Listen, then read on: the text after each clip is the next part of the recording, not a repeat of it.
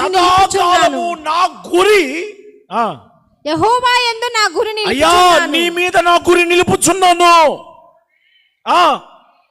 కుడి పార్శ్వమందు ఆయన నా కుడి పార్శ్వమందు ఉన్నాడు గనుక నేను కదల్చబడను. నీ గురి ఎవరి మీద ఉండాలా? చెప్పండి చెప్పండి. యెహోవా యందే, దేవుని మీదనే నీ గురి నిలపాలి. నీ గురి ఆయన మీద లేకపోతే నీ జీవితం అగమ్య గోచరం. ఎడిపోతున్నావు నీకు అర్థం కాదు, ఏం చేస్తావో అర్థం కాదు. నీ వలన సంఘానికి నష్టం తప్ప, సేవకునికి బాధ తప్ప ప్రయోజనం ఏమీ ఉండదు. అందుకని దేవుని పిల్లలైన వారు జ్ఞానముతో ప్రవర్తించడం నేర్చుకోవాలి.